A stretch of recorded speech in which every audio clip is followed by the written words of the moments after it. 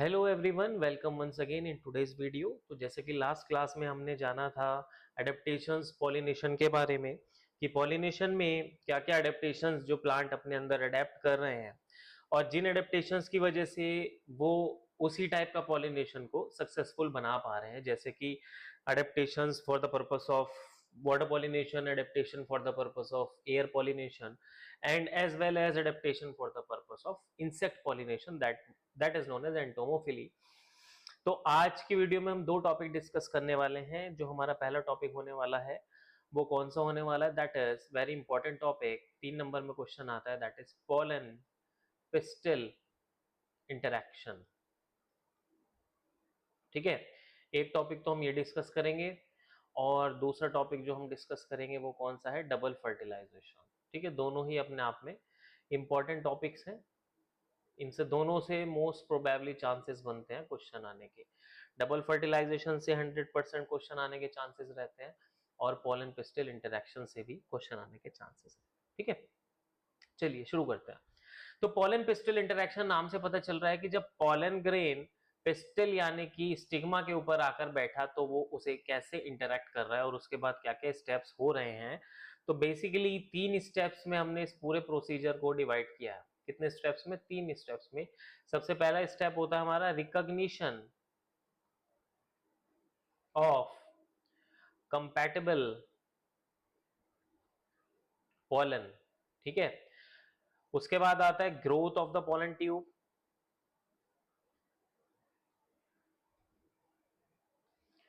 और इसके बाद आता है आपका एंट्री ऑफ पोलन ट्यूब।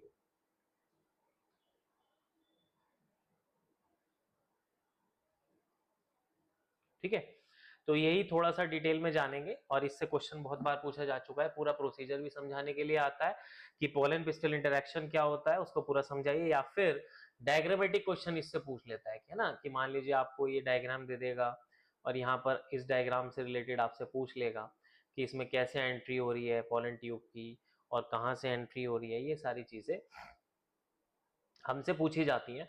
तो पोलन पिस्टल इंटरैक्शन में सबसे पहला पॉइंट आता है हमारा ग्रोथ ऑफ सॉरी सबसे पहला पॉइंट आता है हमारा, देखो सबसे पहले पॉइंट आने से पहले एक बार पोलन पिस्टल इंटरैक्शन बता दूं क्या होता है। तो पोलन का स्टिग्मा पर आकर बैठना, ठीक है, पोलन का स्टिग्मा पर आकर बैठना, यहां से लेकर पोलन ट्यूब की एंट्री तक,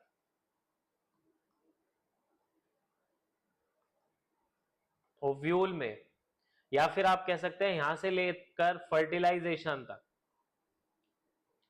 ठीक है, कि जब तक वो फर्टिलाइज नहीं कर देता, या फिर आप एंट्री ऑफ ओव्यूल ही समझिए। तो यहां से लेकर यहां तक के इवेंट्स जो हैं वो सारे इवेंट्स एक साथ मिला के कहलाए जाते हैं पोलन पिस्टिल इंटरैक्शन। ठीक है, क्या कहलाए जाते हैं? पोलन पिस्टिल इंटरैक्शन कहलाए जाते हैं। ठीक है, तो 1 नंबर में क्वेश्चन अगर पूछ ले what is pollen pistil interaction, तो आपने बता देना है कि pollen pistil interaction are the events that occur from the settlement of pollen on the stigma till the entry of pollen tube into the ovule। ठीक है, ओव्यूल में उसकी एंट्री तक के जितने भी इवेंट्स हो रहे हैं वो सब आपके क्या कहला रहे हैं? पोलन पिस्टिल इंटरैक्शन कहला रहे हैं। ठीक है, तो सबसे पहला पॉइंट डिस्कस करते हैं, क्या? Recognition of compatible pollen.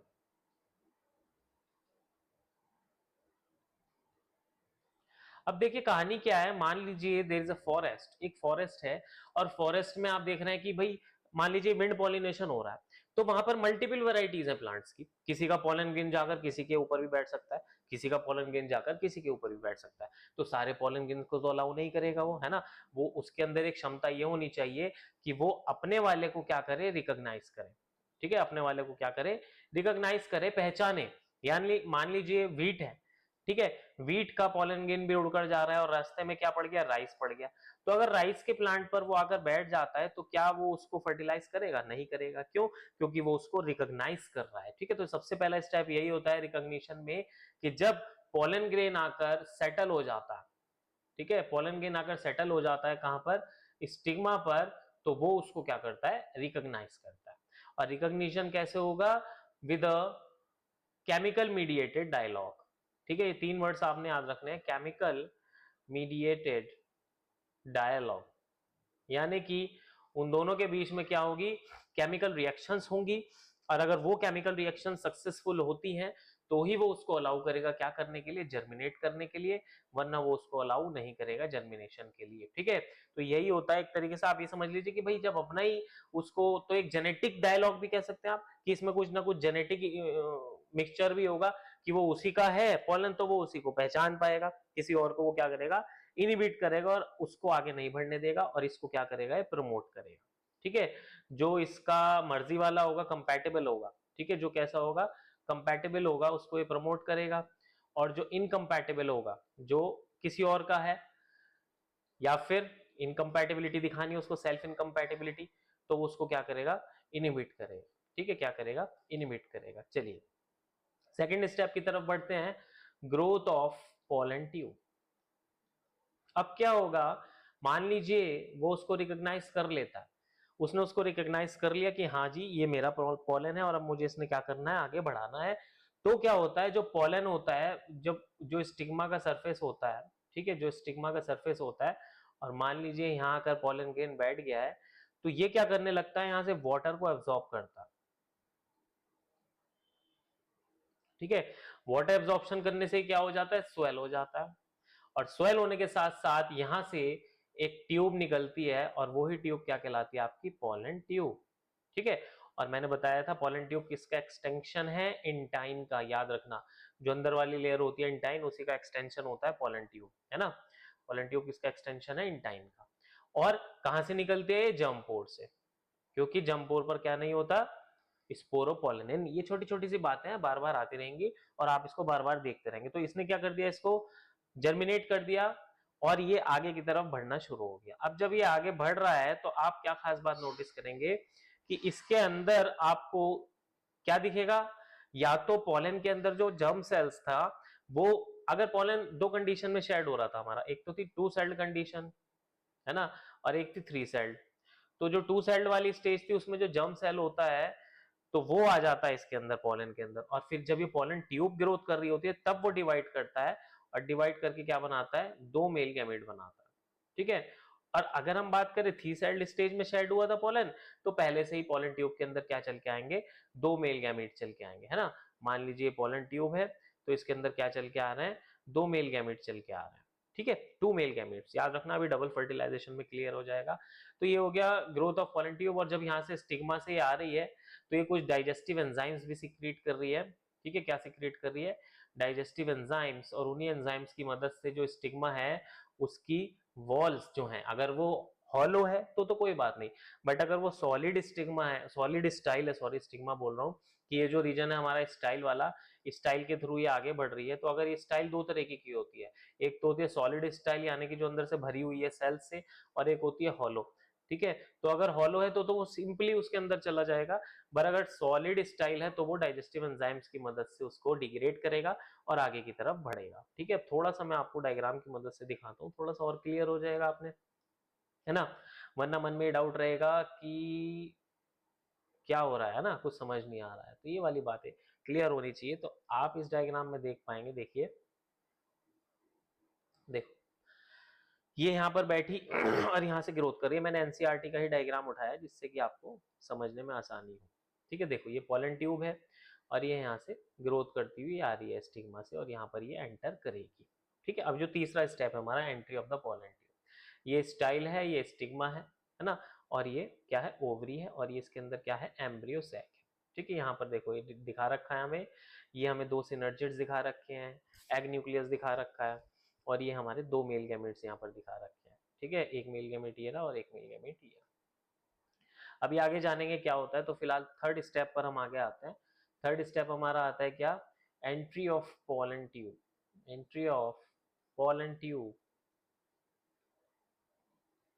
Into ovule, यानी कि अब पोलन ट्यूब की एंट्री होनी है ओव्यूल में, तो 3 तरीके से होती है। पहला होता है हमारा पोरोगैमी, ठीक है, दूसरा होता है हमारा चलेजोगैमी, और तीसरा आता है हमारा मीजोगैमी। तो एक एक नंबर के क्वेश्चन पूछे जाते हैं। पोरोगैमी यानी कि अगर माइक्रोपाइलर एंड से एंटर हो रहा है, कहां से एंटर हो रहा है, माइक्रोपाइलर एंड से, तो पोरोगैमी। चलेजल एंड से एंटर हो रहा है तो चलेजोगैमी। और अगर इंटेग्यूमेंट से एंटर हो रहा है साइड से, तो क्या कहलाते हैं, मीजोगैमी कहला रहा है। ठीक है, पोलन ट्यूब जैसे ही आती है, देखो डायग्राम में दिखाऊंगा मैं आपको, ये बहुत अच्छा डायग्राम है इसका।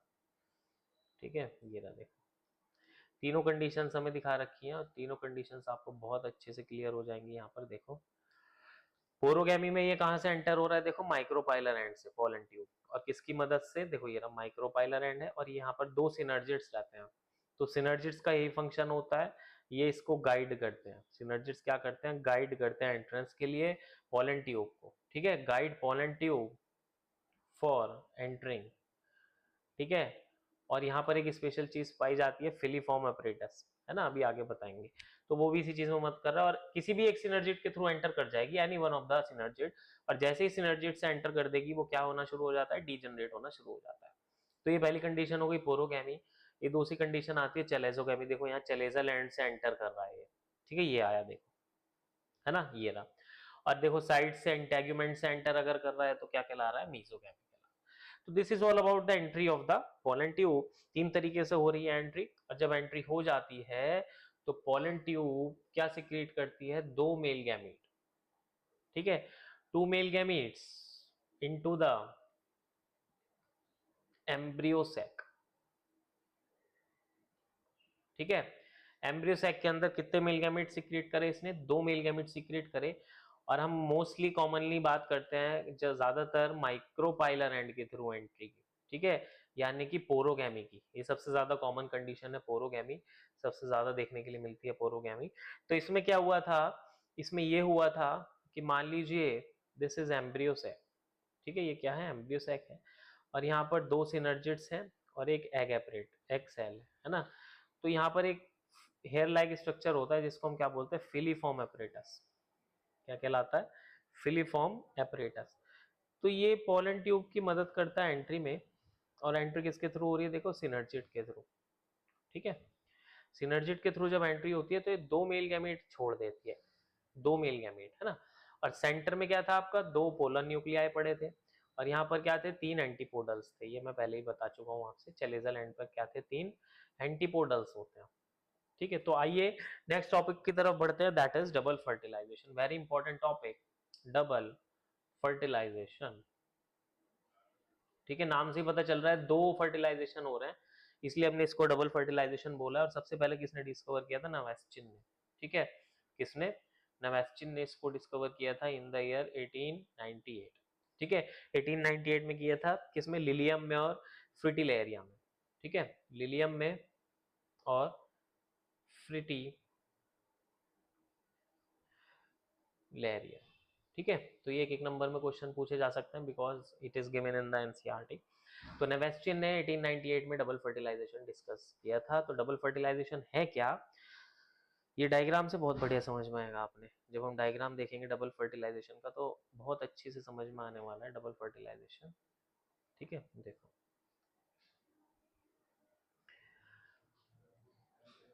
देखिए क्या हो रहा है, जब दो मेल गैमीट अंदर एंटर करते हैं, कितने मेल गैमीट अंदर एंटर करते हैं, दो मेल गैमीट। तो इनमें से एक मेल गैमीट फ्यूजन करता है एग के साथ, और फ्यूजन करके बनाता है zygote. This is known as syngamy. इसको हम क्या बोलते हैं, सिनगैमी, या फिर जनरेटिव फर्टिलाइजेशन। ठीक है, जनरेटिव फर्टिलाइजेशन भी इसको हम बोल देते हैं, जनरेटिव फर्टिलाइजेशन। ठीक है, तो एक फर्टिलाइजेशन हो गया यहाँ पर, देखो ये आए हमारे दो मेल गैमीट, और इससे इसने फर्टिलाइजेशन करके क्या बना लिया, zygote, which is 2n। Obvious सी बात है, जाइगोट 2n होता है। ठीक है, तो एक फर्टिलाइजेशन हो गया, यानी कि एक स्टेप हो गया हमारा सिनगैमी।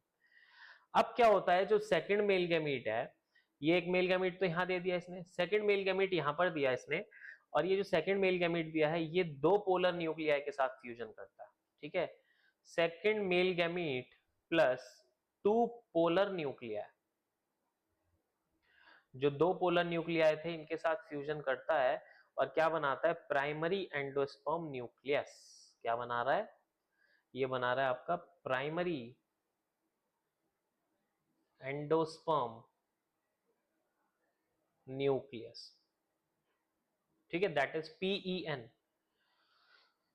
और इसकी प्लॉइडी होती है 3N। और खास बात ये आपको याद रखनी है कि यहाँ पर 3 न्यूक्लियस का फ्यूजन हुआ है। ठीक है, कितने न्यूक्लियस का, 3 न्यूक्लियस का, तो इसलिए इसको हम बोलते हैं ट्रिपल फ्यूजन।